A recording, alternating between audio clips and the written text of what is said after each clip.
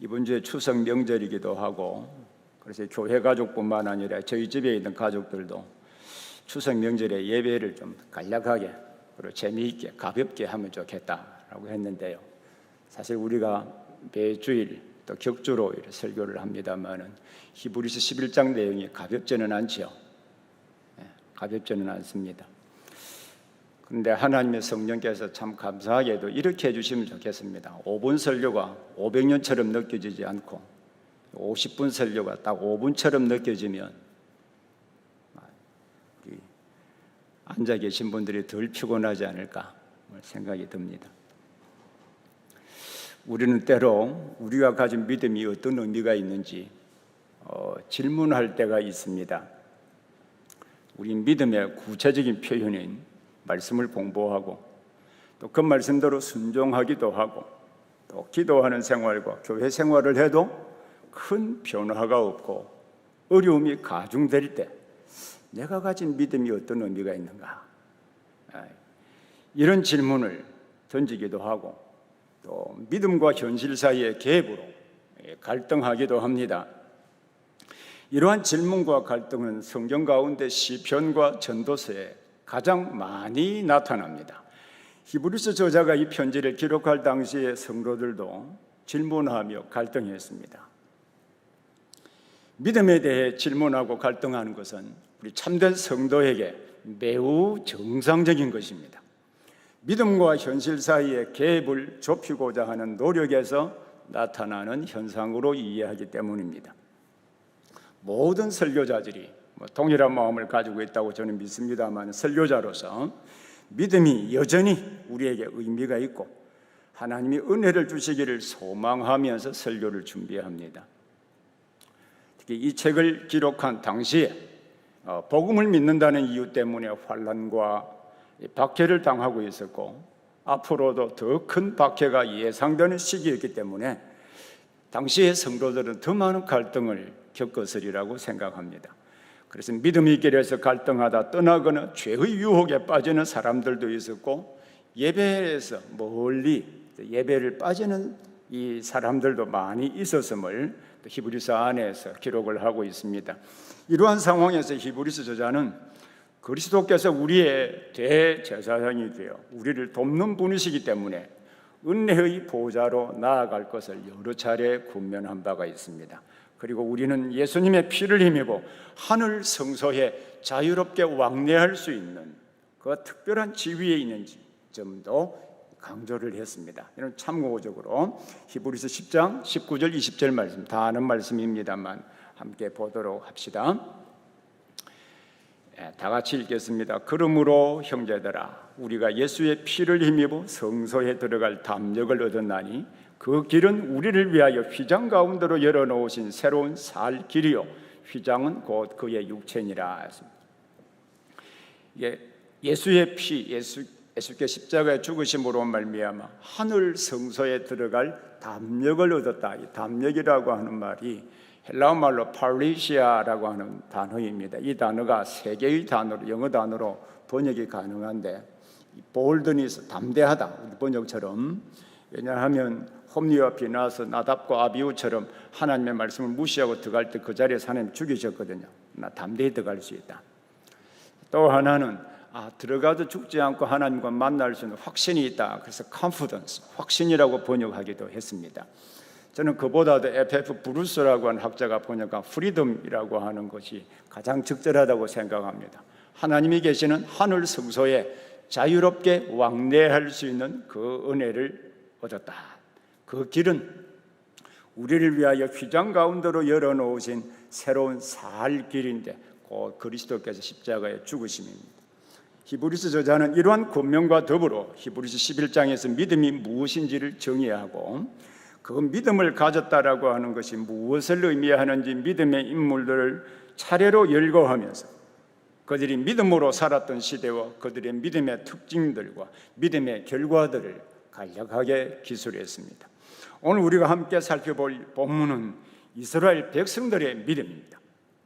지금까지 히브리서 저자는 믿음의 조상 아벨에서부터 모세까지 개인의 믿음의 특성을 중심으로 기록했습니다. 그러나 히브리서 저자는 하나님의 백성 전체의 믿음도 강조하고 있습니다. 그것은 홍해를 건너는 사건과 우리 다음 주에 살펴보게 될 여리고성을 함락하는 사건 속에 나타나 있습니다. 오늘 우리가 연구할 내용은 홍해를 건너는 사건을 통하여 나타난 이스라엘 백성들 전체의 믿음입니다. 당시 이 글을 읽었던 히브리인 성도들은 출애굽기 13장 17절부터 14장 31절에 기록된 이스라엘 백성들이 홍해를 건너는 이 사건들이 머릿속에 연상이 되어질 것입니다. 히브리서 저자는 본문을 읽을 때 사건이나 인물과 연관된 스토리와 이 의미가 쉽게 연상될 수 있도록 인유법으로, 여러 차례 인유법을 말씀드린 바가 있죠. 스토리와 의미가 연상되도록 선수사법인 인유법으로 기록을 했기 때문입니다. 그래서 오늘 설교의 주제는 출애굽 당시에 모세와 연합하여 순종함으로 홍해를 육지같이 건넜듯이 우리가 그리스도와 연합하여 그의 말씀을 믿고 순종한다면 우리 앞에 놓인 어떤 어려움이나 역경도 능히 극복해낼 수 있다는 것입니다. 이 주제를 중심으로 첫 번째로는 홍해 앞에 선 이스라엘 백성들의 상황을 살펴볼 것이고요, 두 번째로는 홍해 앞에 선 이스라엘 백성들이 그 믿음이 어떻게 드러났는지, 세 번째로는 그 믿음과 우리 그리스도인의 관계가 어떠한지를 함께 살펴보도록 하겠습니다. 첫 번째로는 홍해 앞에 선 이스라엘 백성들이 어떤 상황에 놓여 있었는지를 먼저 살펴보겠습니다. 이 상황을 잘 이해할 때 이 상황과 믿음과의 연관성을 이해할 수 있기 때문이죠.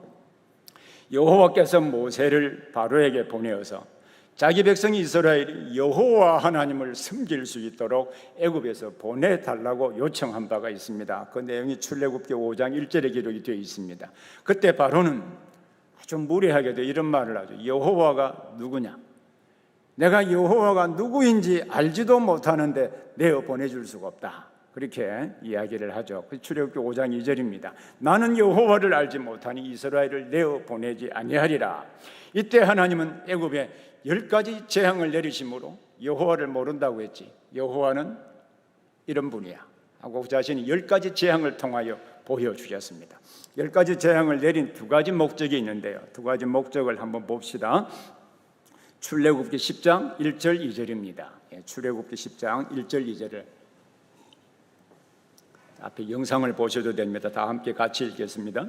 여호와께서 모세에게 이르시되 바로에게로 들어가라. 내가 그의 마음과 그의 신하들의 마음을 완강하게 함은 나의 표징을 그들 중에 보이기 위함이며 내게 내가 애굽에서 행한 일들 곧 내가 그들 가운데 행한 표징을 내 아들과 내 자손의 귀에 전하기 위함이라. 너희는 내가 여호와인 줄을 알리라 했습니다.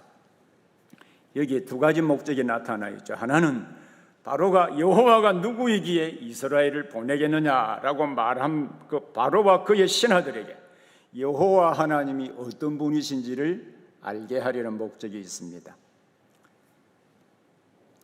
이 10가지 재앙 이후에 바로는 이스라엘을 내어 보낼 수밖에 없었지요. 하나님은 모세를 통하여서 이들을 인도해 내었습니다. 또 하나의 목적은 애굽에 행한 그 표적들을 통하여 이스라엘 백성들이 여호와 하나님을 믿고 자손 대대로 믿어야 할 중요성을 전하도록 하기 위함입니다.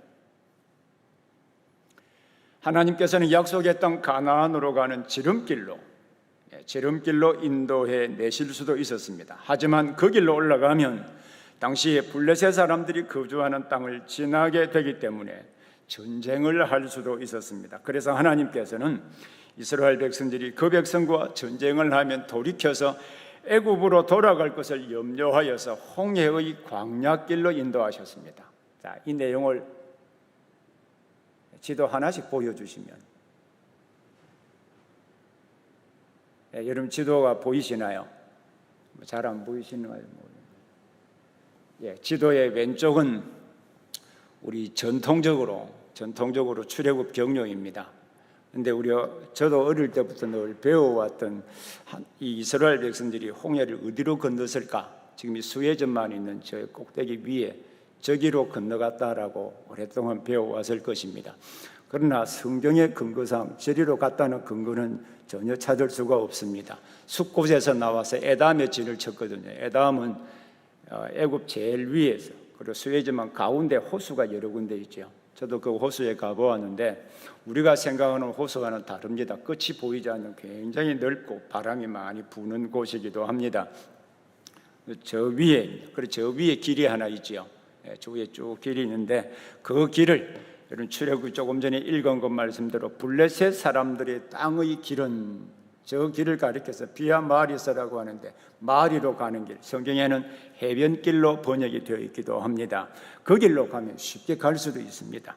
그러나 그곳에서는 블레셋 사람들이 주둔하고 있었기 때문에 전쟁할 위험이 있어서 홍해의 광야길로 밑으로 갔다. 오른쪽의 지도는요, 최근에 이제 시내산이 어디냐라고 하는 이 학계의 관심을 불러일으키는 지역인데 오른쪽에 사우디아라비아이죠.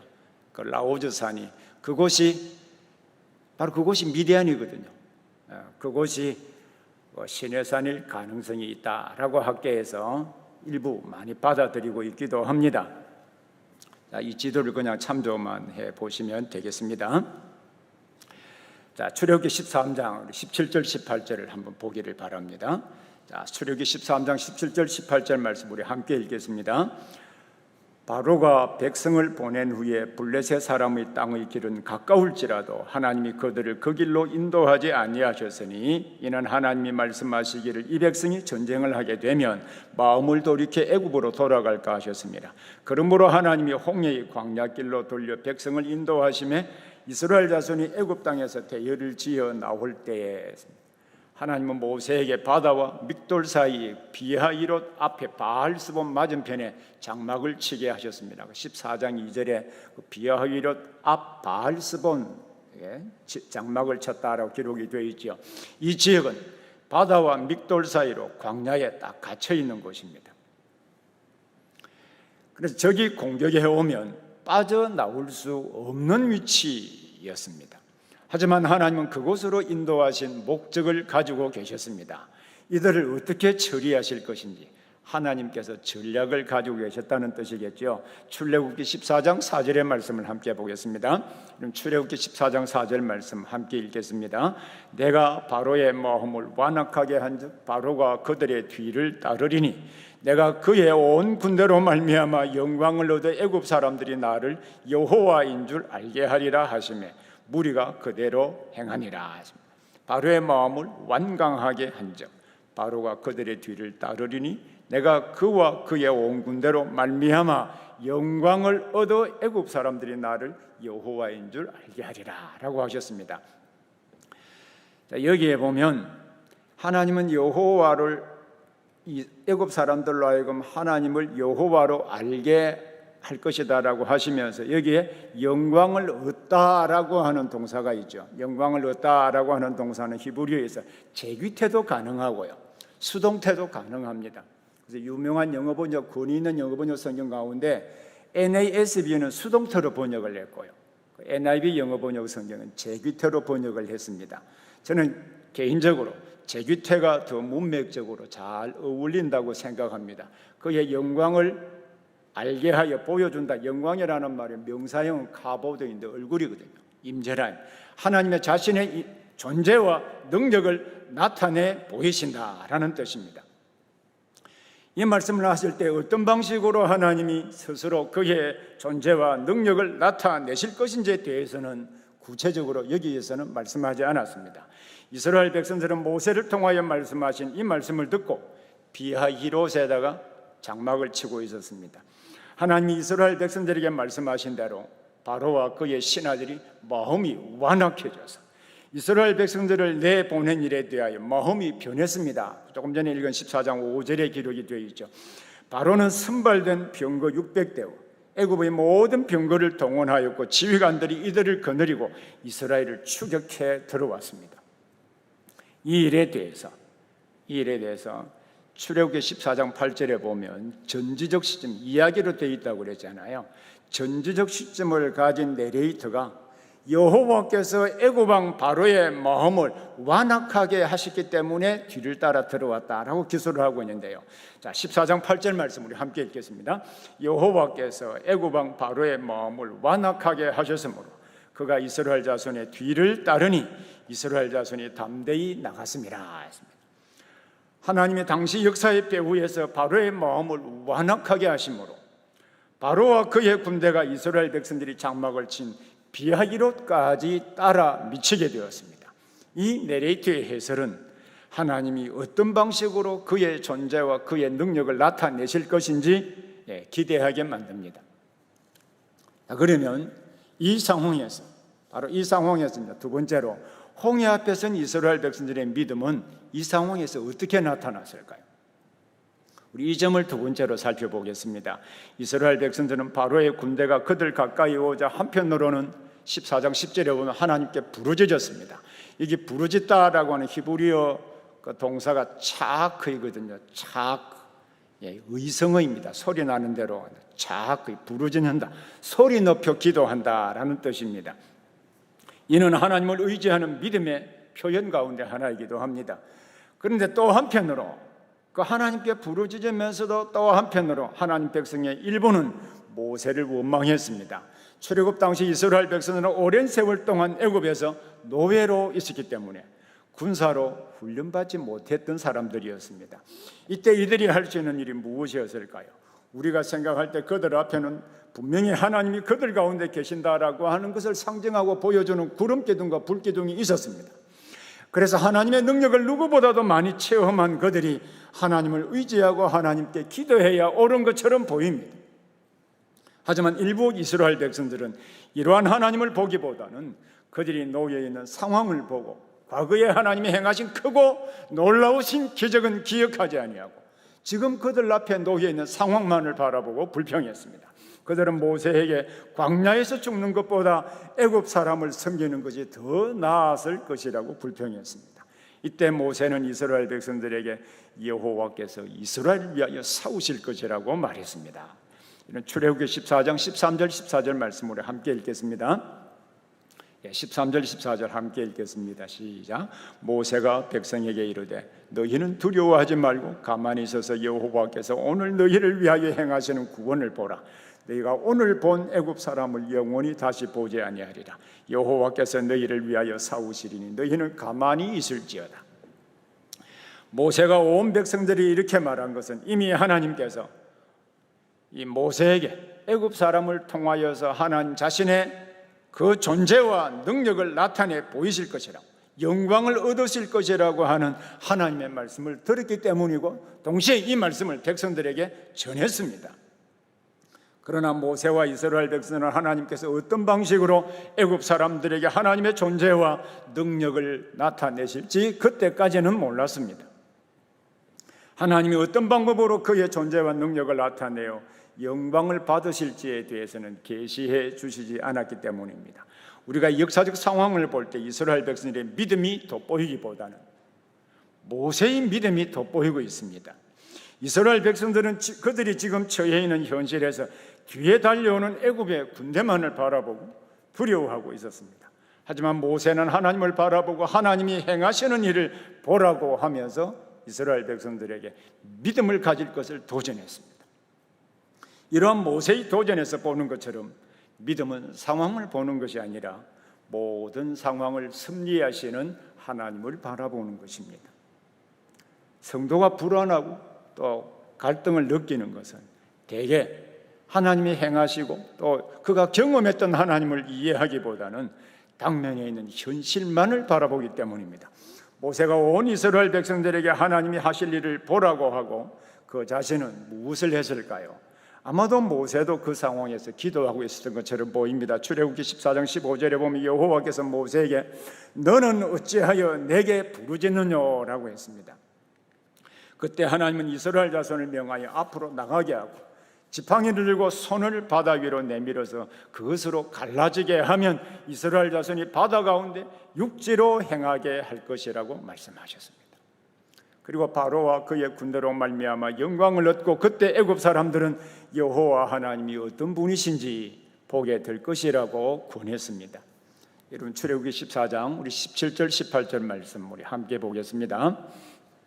같이 읽겠습니다. 내가 애굽 사람들의 마음을 완악하게 할 것인즉 그들이 그 뒤를 따라 들어갈 것이라.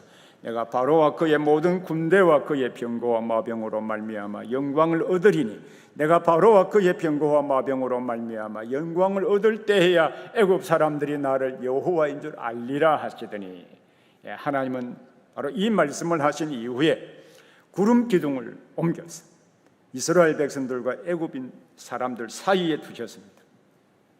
애굽 사람들에게는 구름과 흑암이 있었습니다만 이스라엘 전령은 불기둥으로 환하게 밝게 비추었습니다. 그래서 애굽 군대는 흑암으로 말미암아 접근할 수가 없었습니다. 모세는 하나님의 말씀에 따라 그의 지팡이를 바다 위로 내밀었습니다. 그때 여호와께서는 큰 동풍을 밤새도록 일으키셨습니다. 그래서 바닷물이 마른 땅의 양쪽으로 물이 두 개의 벽을 이루면서 바다가 갈라지게 되었습니다. 여러분, 이 장면이 연상이 되십니까? 쉽게 연상될 수가 없습니다. 한 번도 이러한 일들은 경험해 본 일이 없기 때문입니다. 만약에 이 장면이 연상이 된다면 아마 오래전에 10개라고 하는 영화를 보신 분들은 그 장면에 나온 그 내용을 상상하거나 어릴 때부터 주일학교 공과에 나오는 그림을 아마 상상하게 될 것입니다. 그러나 영화나 그림에서 본 그대로라고 한다면 약 30m 정도 이렇게 갈라진 그곳으로 출애굽한 백성들이 과연 다 지나갈 수 있을까? 결론적으로 말하면 절대로 지나갈 수가 없습니다. 출애굽한 이스라엘 백성들은 출애굽기 12장 37절에 보면요, 출애굽기 12장 37절에 보면 유아 외에 보행하는 장정이 60만 명 가량이라고 했습니다. 그리고 민수기 1장 45절 46절에 보면 출애굽하고 난 뒤에 이제 1년이 채 안 되었을 때 인구 조사를 한 내용인데요. 민수기 1장 45절 46절에 20세 이상 사움에 나갈 만한 자들을 계수했습니다. 이 내용을 한번 보겠습니다. 민수기 1장 45절 46절 함께 읽겠습니다. 시작. 이같이 이스라엘 자손이 그 조상의 가문을 따라 20세 이상으로 사움에 나갈 만한 이스라엘 자손이 다 계수되었으니 계수된 자의 총계는 60만 3,550명이었더라. 20세 이상의 전쟁에 나갈 수 있는 그 남자만 60만 3,550명이었습니다. 사람 남자만 삽니까? 여자도 있고 아이도 있고 노인도 있지 않습니까? 그리고 전체 이스라엘 백성들의 수를 많은 성경학자들이 약 200만 명 정도로 추산을 합니다. 그리고 그들이 애굽에서 나올 때 많은 가축대도 거느리고 왔고 짐도 가지고 나갔습니다. 참고적으로 대전 광역시 인구가 2020년 기준으로 147만 3,125명입니다. 2020년 작년 기준으로 147만 3,125명입니다. 이를 염두에 두고 본다면 이스라엘 백성들이 백렬로 걷고 앞뒤 간격이 1m 정도로 가정한다면 그 행렬은 20km가 넘습니다. 20km가 넘는다라고 하는 것은 통제가 불가능할 뿐만 아니라 이 강 자체를 걷는 것, 밤새 걷는 것 자체가 불가능합니다. 500열 정도로 걸어도 4km 정도가, 길이가 4km 정도가 됩니다. 그러므로 홍해가 갈라진 간격이 적어도 1km 이상은 되어야 백성들이 그 밤에 지나갈 수 있다고 보아집니다. 물의 성질상 양쪽에 1km 이상 쭉 쳐져서 벽을 이루고 있었는데 물의 성질상 언제든지 덮칠 수 있는 상황이 되겠습니다. 그들은 하나님의 능력으로 바다를 갈라서 내신기를 육지처럼 건넜습니다. 애굽 사람과 바로의 군대도 그들을 추격하여 바다 가운데로 들어왔습니다. 새벽에 하나님은 모세에게 손을 내밀어서 애굽 사람들과 그들의 병거 위에 물이 다시 흐르게 하라고 하셨습니다. 이 말씀대로 모세가 손을 바다 위에 내밀자 이제 바다의 힘이 회복되므로 바로의 군대를 다 엎으시죠. 하나도 남지 아니했다고 기록을 하고 있습니다. 우리 전제적 시점을 가진 내레이터는 홍해에서 하나님이 애굽 사람들이 행하신 큰 능력을 보았으므로 백성들이 여호와를 경외하며 그의 종 모세를 믿었다고 마지막 결론으로 이야기를 하고 있습니다. 여러분, 결론으로 이야기한 출애굽기 14장 31절 말씀을 우리 함께 보겠습니다. 이스라엘이 여호와께서 애굽 사람들에게 행하신 그 큰 능력을 보았으므로 백성이 여호와를 경외하며 여호와와 그의 종 모세를 믿었더라. 자, 그런데 이제 우리가 이스라엘 백성들의 믿음에 관해 관심을 가지고 보아야 할 대목에 이르게 되었습니다. 히브리서 저자는 이스라엘 백성들이 믿음으로 홍해를 마른 땅같이 건넜다라고 말하고 있기 때문입니다. 여러분, 히브리서 11장 29절 말씀, 본문 자세한 보기를 바랍니다. 히브리서 11장 29절 말씀 함께 읽겠습니다. 믿음으로 그들은 홍해를 육지같이 건너서나 애굽 사람들은 이것을 시험하다가 빠져 죽었으며.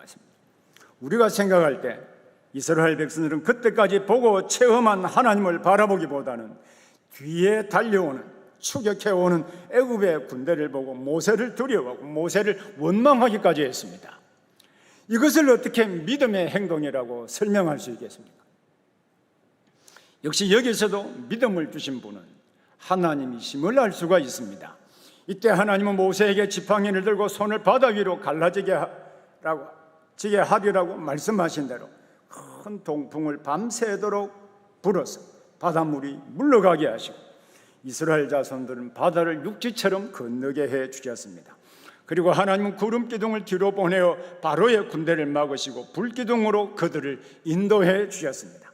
하나님께서 모세와 백성들이 부르짖는 일을 보시고 그 말씀하신 대로 바람을 다스리시고 바다를 갈라지게 하시며 하나님의 존재와 하나님의 능력을 당시에 애굽 사람들뿐만 아니라 자기 백성들에게 알려주셨습니다. 이 사실에서 볼 수 있는 바와 같이 믿음은 하나님의 선물입니다. 믿음을 주시고 믿음을 일으키시는 분이 하나님이십니다. 우리가 할 수 있는 일은 하나님의 존재와 능력을 믿고 부르짖으면서 하나님의 말씀을 믿고 순종하는 것입니다. 이때 히브리서 11장 1절 2절에서 믿음은 바라는 것들의 실상이요 보이지 않는 것들의 증거라. 그리고 앞서간 모든 선진들이 이로써 증거를 얻었다라고 기록한 것처럼 당시 하나님이 조상들이 부르짖고 모세의 말에 따라 홍해로 들어갈 때 온 세상 만물들을 통치하시고 그 뜻대로 움직이시는 하나님의 존재와 능력을 증거해 주심으로 그들의 믿음을 강화시켜 주셨습니다. 믿음은 우리가 간절히 바라지만 우리 눈에 보이지 않습니다. 그러나 말씀을 믿고 기도하며 순종한다면 우리가 믿는 믿음대로 우리 하나님의 존재와 그의 능력을 다양한 방식으로 보여주실 것입니다. 신앙생활의 의미와 신비는 바로 여기에서 비롯되는 것입니다. 자, 그러면 세 번째로 홍해 앞에 선 이스라엘 백성들의 믿음은 오늘 우리 현대를 살아가는 우리 그리스도인들과 어떤 연관성을 가지고 있을까요? 이 점을 우리 세 번째로 살펴보겠습니다.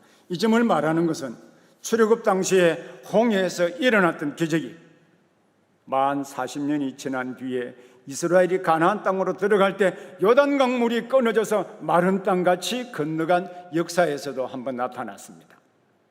하지만 지금까지 홍해에서 일어난 기적이 한 번도 역사 가운데 일어난 일은 없습니다. 역시 요단강에서 일어났던 그 기적도 역사 가운데 다시 한번 일어난 기적들은 없었습니다. 다른 말로 하면 이 사건은 하나님의 구원 역사에서 반복될 수 없는 특별한 사건이라는 것입니다. 그러면 이 특별한 사건을 기록한 목적은 어디에 있겠습니까? 이미 우리가 살펴본 바와 같이 두 가지 매우 중요한 목적이 있습니다. 하나는 바로와 애굽 사람들에게 하나님이 어떤 분이신지 보여주실 뿐만 아니라 하나님이 인간사와 만물을 통치하시는 분이심을 보여주시려는 것입니다. 또 하나는 온 이스라엘 백성들로 하여금 하나님을 경외하고 하나님이 세우신 모세를 믿도록 하기 위함입니다. 오늘날 우리는 옛날 모세 시대의 이스라엘 백성들에게 하나님의 존재와 능력을 보여주신 방법대로 동일한 방식대로 보여주시지는 않습니다. 우리는 이 모든 사건이 기록된 성경을 통하여서 우리가 섬기는 하나님이 어떤 분이신지 잘 알 수 있습니다. 하나님께서는 홍해와 같은 기적은 아니라 할지라도 다양한 표적과 기사와 그가 보내신 성령을 통하여서 여전히 하나님의 존재와 능력을 우리 가운데 보여주실 것입니다.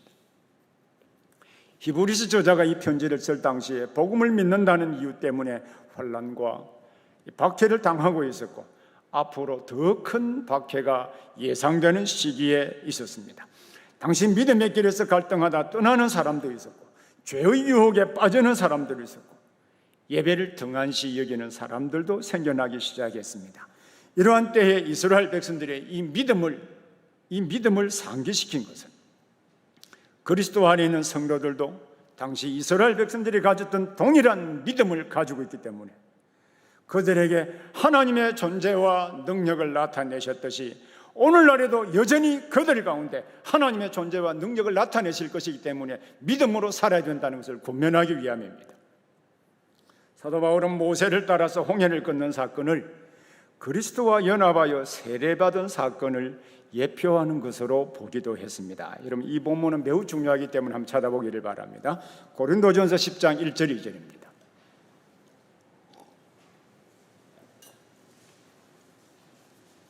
고린도전서 10장 1절 2절의 말씀입니다.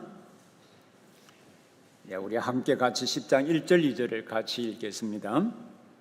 형제들아, 나는 너희가 알지 못하기를 원하지 아니하노니 우리 조상들이 다 구름 아래에 있고 바다 가운데로 지나며 모세에게 속하여 다 구름과 바다에서 세례를 받고.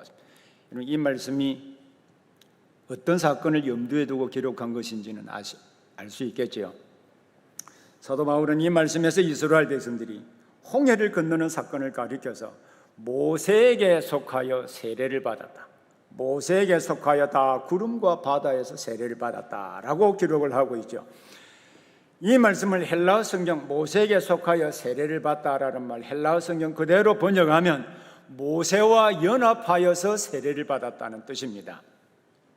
바울이 이를 언급한 것은 모세 당시에 출애굽한 이스라엘 백성들이 모세와 연합하여 세례를 받아서 구원을 받았던 것처럼 성도는 그리스도와 연합하여 세례를 받았다는 것입니다. 세례 다 받으셨죠? 이 세례의 가장 중요한 의미가 무엇입니까? 라고 묻는다면 그리스도와 연합을 상징하는 것입니다. 그리스도와 연합을 상징하는 것입니다. 자, 로마서 6장 3절 4절 말씀을 예를 들어서 한번 살펴보겠습니다. 로마서 6장 3절 4절 말씀 보시죠. 요즘 복 있는 사람 로마서 아시죠? 로마서 6장 3절 4절 말씀, 무릇 그리스도 예수와 합하여 세례를 받은 우리는 그의 죽으심과 합하여 세례를 받은 줄을 알지 못하느냐. 그러므로 우리가 그의 죽으심과 합하여 세례를 받음으로 그와 함께 장사되었나니 이는 아버지의 영광으로 말미암아 그리스도를 죽은 자 가운데서 살리심과 같이 우리로 또한 새 생명 가운데서 행하게 하려 함이라 했습니다. 우리 여기 이 말씀을 자세히 한번 보면요, 이렇게 되어 있잖아요. 그리스도 예수와 합하여 세례를 받은 우리는, 그리스도와 연합하여 세례를 받으면 그리스도와 연합해 있습니다. 한 유니티가 되었다는 말입니다. 그리스도께서 우리 죄를 위하여 십자가에 죽으셨습니다. 그러면 우리는 그리스도와 한 유니티가 되어 있기 때문에 우리도 같이 죽은 것이죠. 그리고 그리스도와 한 유니티가 되어 있기 때문에 그리스도가 죽은 자 가운데서 부활하심으로 우리도 동일하게 부활한 것이죠. 이것이 세례의 개념입니다. 이것이 연합의 개념입니다. 우리는 그리스도의 죽으심과 연합하여 죄에 대하여 죽었고 그의 부활하심과 연합하여 우리가 새 생명 가운데 하나님, 살아계신 하나님과 교제하며 살게 되는 은혜와 복을 누리게 되었습니다. 바울이 말하고자 한 것은 이스라엘 백성이 모세와 연합하여 홍해를 건너 구원을 받았던 것처럼 우리도 그리스도와 연합하여 구원을 받아서 살아계신 하나님과 교제하는 자, 새 생명 가운데 행할 수 있는 자가 되었다는 것을 강조하는 것입니다. 그리스도와 연합하여 구원을 얻었다는 개념은, 이 개념을 이해하는 일은 우리가 어떤 존재인지를 알게 만들기 때문에 이 개념은 매우 중요합니다. 우리 신약 성경에서, 성경 많이 읽어서 알고 계시겠지만 그리스도 안에, 또 그리스도 예수 안에라는 말을 많이 들으신 적이 있죠. 이 표현만 바울 서신에 76번 나타납니다. 그리고 그리스도와 또는 그리스도 예수 안에서, 또 다른 표현으로 주 안에서라는 말이 바울 서신에만 48번, 그리고 대명사로 그 안에라는 표현이 77번, 그 외에도 관계대명사로 그 안에라는 선표현까지 합하면 셀 수도 없이 많습니다. 예를 들면 로마서 3장 24절에 그리스도 예수 안에 있는 속량으로 말며, 그리스도 예수 안에 그리스도와 연합하여 그가 대신 우리의 죄값을 지불함으로 말미암아 우리가 죄 사함을 받았습니다. 또 에베소서 1장 7절에 우리는 그리스도 안에서 그의 은혜의 풍성함을 따라 그리스도와 연합하여서 그의 은혜와 풍성함에 참여하게 되었다는 뜻입니다. 이러한 표현의 핵심은 그리스도와의 연합입니다. 그리스도와의 연합이 무엇을 의미하는지 가장 잘 표현한 말씀이 예수님이 요한복음 15장 5절에서 포도나무와 가지라고 하는 메타포, 은유를 통해서 설명한 부분입니다. 자, 여러분 요한복음 15장 5절 말씀을 함께 같이 보겠습니다. 다 같이 읽겠습니다. 나는 포도나무요 너희는 가지라. 그가 내 안에 내가 그 안에 거하면 사람이 열매를 많이 맺나니 나를 떠나서는 너희가 아무것도 할 수 없습니다. 여러분 이 그림을 한번 연상해 보십시오. 나무와 가지가 나무에 붙어 있으면 열매를 맺습니까? 안 맺습니까? 맺게 되어 있죠. 그러면 나무는 예수님이시고 우리는 나무에 가지가 붙어 있는 것처럼 그리스도에게 연합이 되어 있고 붙어 있기 때문에 그리스도의 은혜와 충만이 우리에게 흘러 넘쳐야 될까 안 될까요? 이론적으로는 가능하죠. 이것을 적용하여서 요한복음 15장 7절에는 너희가 내 안에 거하고 내 말이 너희 안에 거하면 무엇이든지 원하는 대로 구하라 그리하면 이루리라. 왜냐하면 삼위 하나님 가운데 성자의 하나님이신 그리스도와 연합되어서 그의 은혜와 풍성함이 우리 가운데 나무에서 가지로 전달되듯이 우리에게 전달되기 때문입니다. 우리가 구원을 받아 그리스도와 연합되어 있다면 그리스도의 능력이 우리 속에 당연히 전달이 되어야 합니다. 예수님의 설명에서 보듯이 그리스도 예수 안에서라고 하는 표현되는 그리스도와의 연합은 우리 그리스도인의 존재 방식입니다. 우리가 믿음으로 그리스도와 연합되었다면 이론적으로는 그 그리스도의 은혜와 능력과 치유와 변화들이 우리의 성도들의 삶 가운데, 우리 교회 가운데 나타나야 되는 것입니다. 이 기본적인 사실을 토대로 지금까지 우리가 한 번도 경험해 보지 못한 코로나19 시대에 하나님의 말씀을 들음으로 역경을 이겨내고 구원을 풍성하게 경험할 수 있을까라고 하는 기대감으로 사실 히브리서 11장을 차례차례 강의하고 있습니다. 지금 우리 총회 사업 가운데 하나인 래퍼 500 성경 해설도 이 책을 통해서 성경이 눈에 보이고 그 성경이 사람과 교회와 세상을 바꾸기를 기대하고 서고 있습니다. 왜냐하면 성경 속에서 말씀하신 그 하나님과 우리가 그리스도 안에서 연합이 되어 있다면 그 은혜의 풍성함이 우리에게 전달되므로 그 은혜로 말미암아 하나님의 계명들을 능히 지킴으로 우리가 속한 가정을 바꾸고 교회를 바꿀 수 있고 세상을 바꿀 수 있는 에너지가 생성이 되기 때문입니다. 우리가 그리스도와 연합되어 있음이 확실하다면 우리가 가지고 있는 믿음은 우리에게 일어나는 불가항력적인 일들이나 견디기 어려운 역경조차도 능히 이길 수 있는 힘을 얻게 되리라고 확신합니다. 미국의 칼빈 대학의 유명한 교의학자인 안토니 후크마가 그리스도와 연합이 갖는 참된 의미를 그의 책 속에 여러 부분으로 표현을 했는데 한 부분만 한번 보겠습니다. 우리 다 같이 이 부분을 함께 읽겠습니다. 그리스도께서 이 세상에 오신 것은 마치 어떤 사람이 갚아야 할 빚을 갚아주기라도 하듯이 구원을 위해 값을 지불하기 위해서만 오신 것이 아니라 우리를 그리스도와 살아있는 연합으로 이끌어 항상 함께 하시기 위함도 있다. 그리스도와 연합을 통해 우리는 각종 영적 축복을 얻는다. 우리 성도들은 이 세상에서 큰 시련을 만나기도 합니다. 이스라엘 백성들 앞에 홍해가 가로막히고 뒤에는 애굽의 군대가 쫓아오는 것 같은 불가항력적인 상황에 빠질 때도 종종 있습니다. 우리 인간의 지혜로는 한계를 느낄 때가 역시 많이 있습니다. 하지만 이러한 때도 우리는 모세와 연합하여 홍해를 건넜던 이스라엘 백성들처럼 그리스도와 연합함으로, 그리스도와 연합하여 세례를 받은 우리를, 그 그리스도께서 우리를 지키시고 보호해 주실 것입니다. 무한하신 능력을 소유하신 그리스도와 연합이 되어 있으므로 그리스도의 은혜와 능력과 치유 등 수많은 유익에 참여할 수 있고 또한 참여하지 않으면 안 됩니다. 그러면 이 본문에서 이스라엘 백성들은 아무런 의지도 없이 수동적으로 여러분 건넜다고 생각하십니까? 그들이 당시에 할 수 있었던 일은 무엇이었을까요? 하나님께서 모세를 통하여 하나님이 그들 가운데 계시는 것을 보여주셨고 그들은 모세의 인도에 따라 바다를 건넜습니다. 우리가 하나님이 선물로 주신 이 믿음을 가지고 있다고 할 때, 당시 모세의 말을 믿고 순종할 때 홍해를 육지처럼 건넜던 것처럼 하나님의 말씀을 믿고 합심하여 우리 앞에 있는 어려움과 고통받는 성도들을 위하여 기도할 때 하나님이 그 말씀하신 대로 하나님의 존재하심과 능력을 증명해 주실 것입니다. 증명해 주셔야 우리 하나님이신 것입니다.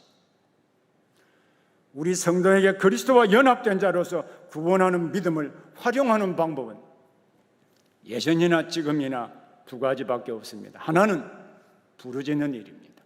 부르짖는 일이고, 또 하나는 모세의 말을 순종한 이스라엘 백성들처럼 우리가 그리스도의 말씀에 순종하는 것입니다.